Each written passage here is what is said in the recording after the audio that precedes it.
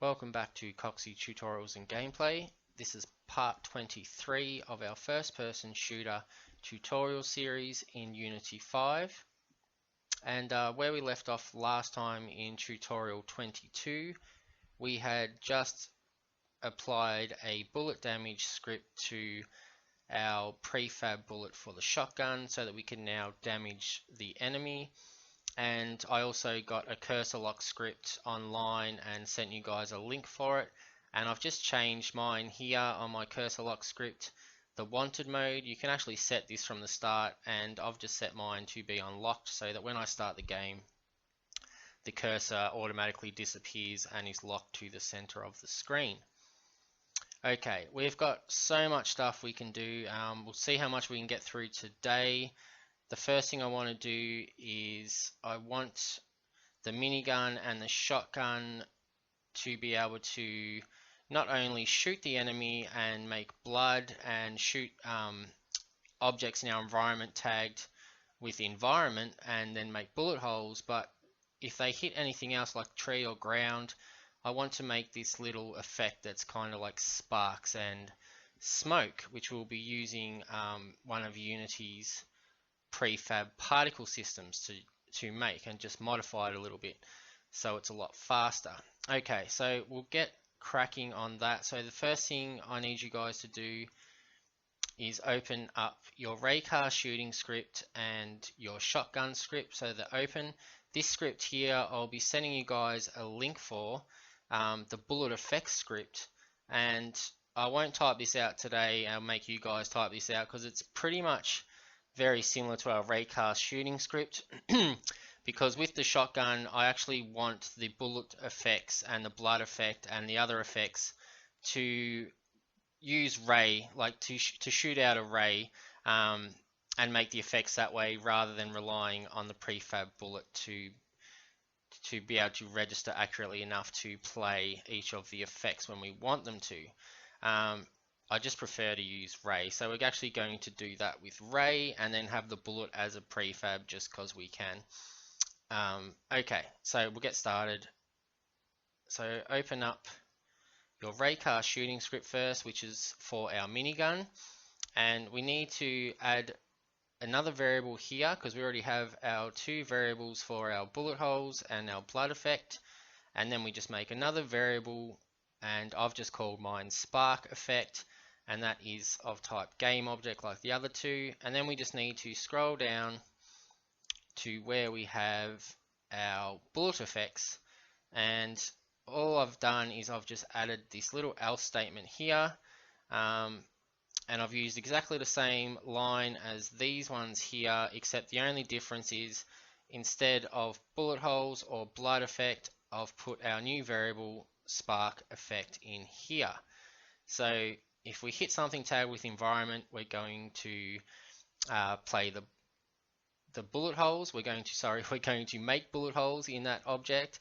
And if we hit something tagged as the enemy, we are going to instantiate a blood effect, and anything else that is not tagged as these two things will play our spark effect. Okay, so go back into Unity once you've fixed the code and saved it, and we will make the spark effect. To make the spark effect, you would need to download the particle system. So just go into assets if you haven't already got it, and go to import package and just import the particle systems. If you don't have these displaying when you go to import package, you'll need to go back and run the Unity installer and make sure that you pick all these packages so that you can actually use them in the game. Okay, so right, what we're going to do is we'll go into our particle system. I'll just show you again how to get there. So we standard assets folder, and then particle systems, and then prefabs, and then we have all these cool particle systems that Unity has supplied for us, and we're going to use this one, the flare. And what we'll do is we'll click on the flare, Control D to duplicate it, and then I'm going to grab this new flare prefab, and I'm just going to I'll just scroll up here so I can see the assets folder. I'm just going to drag this flare one into the assets folder, and then when we click back on our assets, we've got it in here, and then I'm going to drag it into our prefabs folder. So we now have the new flare prefab here. So click on this. Really simple, change the duration to 0.1 and turn off looping.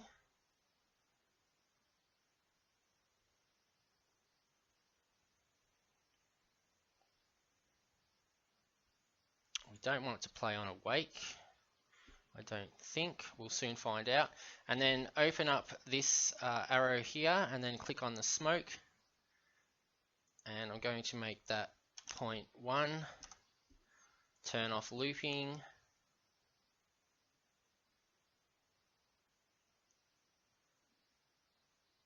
okay, and then on the sparks I'm going to change that also to 0.1, turn off looping.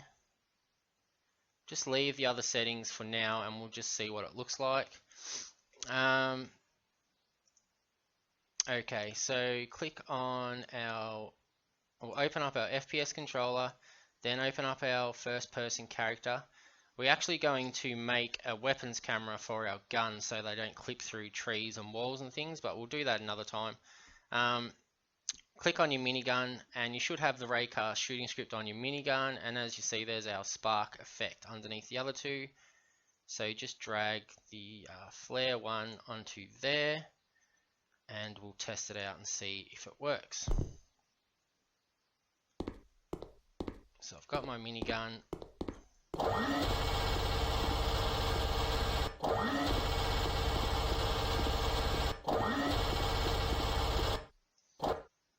And it is not working, so I'll go back, click on that, and I'll leave the play on awake on this time and see what happens.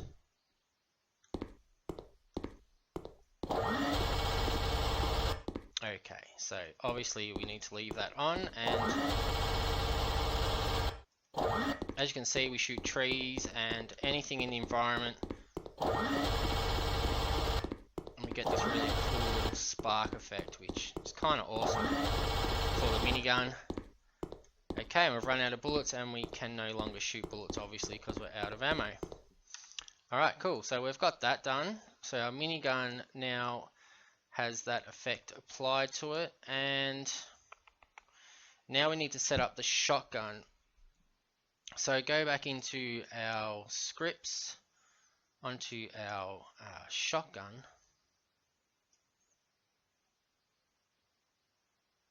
Oh, that's right. We'll leave that for a second and do the bullet effects, which you guys are already going to have. So as you can see, I'll just quickly explain this script quickly for you. As I said, I'm just making it so that we're shooting a ray, the same as our raycast shooting script, to actually make these bullet effects instantiate. So the same as our raycast shooting script, we've got a variable called hit, which is the raycast hit, and then we've got our bullet holes, our blood effect, and our bullet sparks. We've got the private can shoot boolean, so that we've got the same timer for our shotgun. As you can see, I've set it to 1.3 so that our shotgun does everything after 1.3 seconds. And in function update, we've just declared a variable called ray, and then we've just told it that we want the ray to basically come out of the center of the main camera. And then we've just got an if statement here, and if we push the left mouse button and we actually have ammunition and can shoot is true, which can shoot is always going to be true when it gets to this if statement the first time, because we've actually set it true there. So then it can actually play the first time and then run through the effects timer function here, which we call the effects function right there. After this, I've changed it from 100 because this is the distance the ray will actually travel. I've changed it to 40 for the shotgun because obviously we don't want the shotgun to be making effects miles and miles away because it's a shotgun.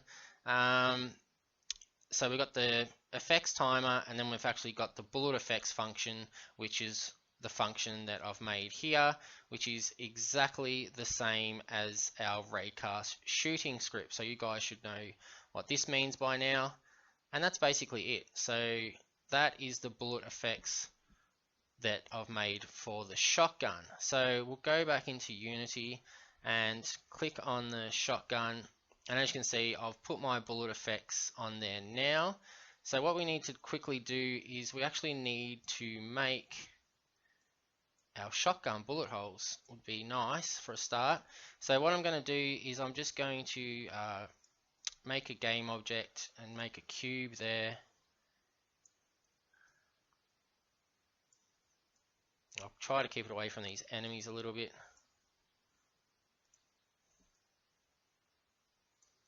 Just going to rotate it and just roughly make a wall just for testing purposes.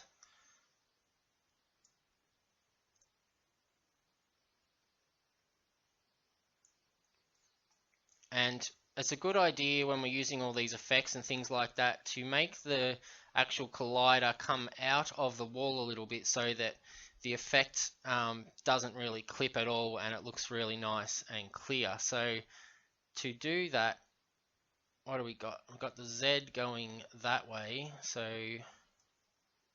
if we push that to the right, which is the positive direction, it should make that a bit large. We don't want it out too far because then the bullet hole will look like it's too far out from the wall. But just bring it a little bit out. Maybe if we just use a nice even number, 1.15 or something like that. We'll just try that for a start. Alright, and then we just need to actually double click on this cube and get a game object and just get a 3D object, and we'll just get a plane. Got a massive plane there, and I'll just drag this up so we can see it a bit.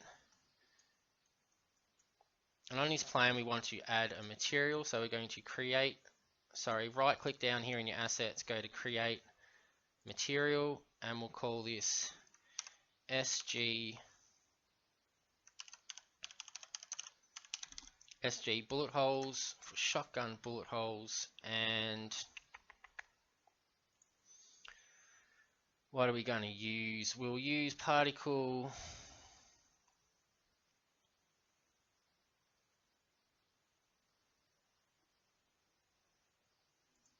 Try the multiply. I'm going to drag these shotgun bullet holes. You can get these online really easily if you look up shotgun bullet holes, but I'll also include a link for these textures and also for the textures we're going to use for our ammo boxes, which I also just got offline. So that is the material made for our bullet hole. So let's just see what it looks like. It's not too bad. If we adjust the soft particles factor, it's pretty cool. I don't know, let's have a look. I've used the mobile ones before and they seem to look better, but we'll try. No, it looks exactly the same. Alright, so we'll call this plane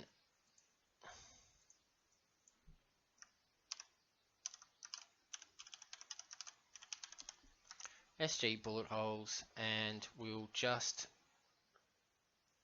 bring the size down.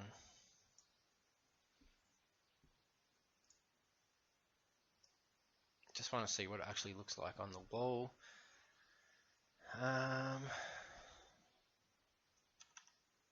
Whoops, that was a mistake.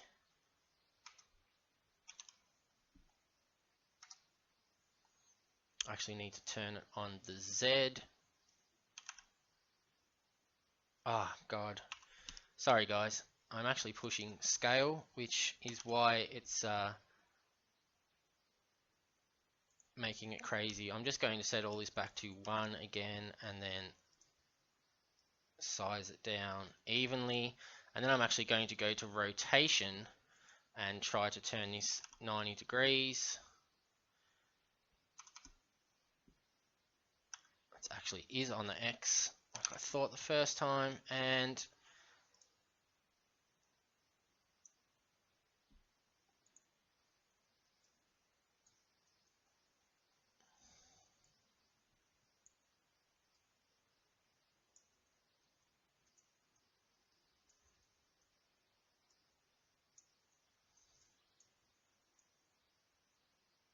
okay, so just get it so you can completely see all the holes. That should be about right. And now we will turn this into a prefab. So just drag your shotgun bullet holes into your prefabs folder, and we can delete them ones off the wall. And now go to the shotgun and drag the bullet holes into the bullet holes. We could duplicate this blood effect and change this as well, but just for sake of time I'm not going to do that. I was going to do that, but you guys can do that. So this is our blood effect that we had before, so you can just duplicate this and then play around with the settings and make a different blood effect for the shotgun if you want like a big splatter or something like that. And then for our bullet sparks we want the flare 1, and we'll see how we go. Oh, actually, before I do that, it's not going to do anything except sparks on this wall unless I change it to environment for bullet holes. Yes, that's right. So let's just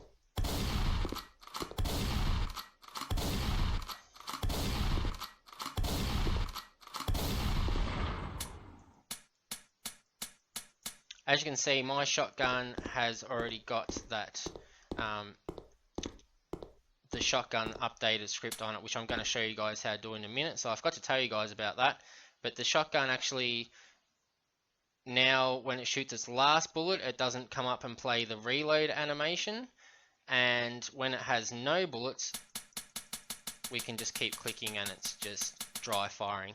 These bullet holes are really faded, so I think I brought the soft particles factor up too much. So just go back to your material and we'll just bring that down there and just have a look at it now.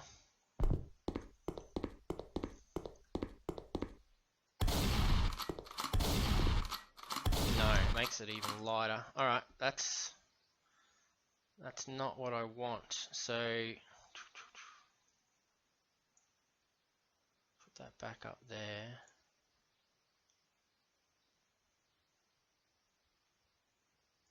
I'm going to try the mobile ones because I'm sure I've used the mobile ones before and they looked better, but I could be wrong. I have been plenty of times before. No, I'm actually right. Look at that, looks way better. Alright. So as you can see, we have one bullet left, as I was saying before, and we don't want to shoot the last bullet and then have the animation of the shotgun coming up and reloading and also playing the reloading sound, because we have no bullets to reload and that would just be stupid. So now if we push it, it just shoots the bullet and that is it. I should actually make just an animation where the gun goes up without reloading, but yeah, we'll do that another time. And now, as I said, we have no bullets.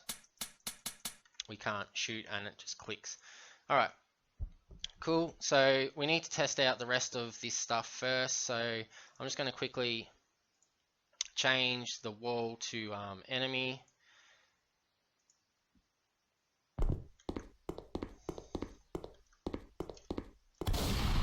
And there's very light blood coming out of that wall, so that's working fine. And now with this, you can see we can actually shoot anything. I can shoot the minigun and get the spark effect, shoot that tree. Okay, so that's all working okay, which is cool. And I just want to quickly show you guys what I did to the shotgun script so that it actually does what I'm talking about now.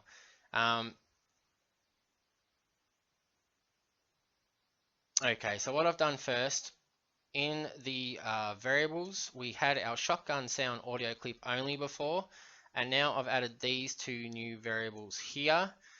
So we've got shotgun shoot last bullet. So when we've got one bullet left, we've got this variable for this, just the shotgun sound and nothing else. And then we've also got another audio clip, which is the empty sound when we actually have no bullets left. So to get this working, what we have to do is in our first if statement in our function update, we called the shoot function. So in our shoot function, the problem was that it calls only the shotgun sound every time you call the shoot function, and we don't want it to do that every time, obviously, because we don't want just the shotgun shoot reload sound to be played when we have one bullet and when we have no bullets. So I've commented that out, and I've moved this line of code into the very first if statement just under the function shoot. All right, so this is no longer in our function shoot, this line. It's just there. And then we have an else if statement. So we're still pushing the left mouse button, and we're still accessing the shotgun ammo variable from our static variable script. And we're saying if our ammunition, our shotgun ammunition is equal to 1, we have 1 bullet left and can shoot, as well as the same as up here, which is our can shoot boolean, which is set false when we call function shoot and then set true at the end of it after we've waited for 1.3 seconds.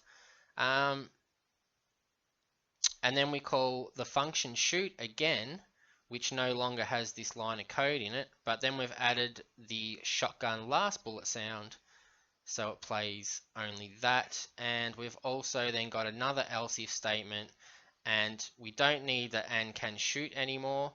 We just need to say that if we have 0 bullets left, then we want to play the third audio clip, which is the shotgun empty. And you'll notice that I've changed get button to get button down. Otherwise it just it plays the click sound too fast. It's just crazy. And I don't want the can shoot there as well. So just do button down. So you actually have to click the button down to make it play the sound of an empty gun, and that will be absolutely fine. We don't need to really make it much better than that. It's working pretty good. So just change them few things in your script and it'll all be working fine like mine. What else? How are we going for time? I think we better just end it here because I'm going to get carried away, and that should be enough for today anyway. So we've got all that set up. In the next tutorial, what we'll do first of all is we will set up the different ammo boxes so we can actually pick up ammunition for the shotgun and the minigun, and then have these textures on the boxes to make them look a bit better. And we will also set up our sniper rifle, hopefully, and have an ammo box for the sniper rifle as well, and have the same effects that we have for the other two guns for the sniper rifle. Okay guys, I'm going to include links to these textures. Actually no, I won't include links to these textures until the next one, but I'll include links for the dry fire gun sound, just the single shot shotgun without reloading, and also the shotgun bullet holes and the bullet effect script, of course. So I'm saving you guys from typing that out yourselves. Thanks, Coxie. Alright, I shall catch us next time. Cheers.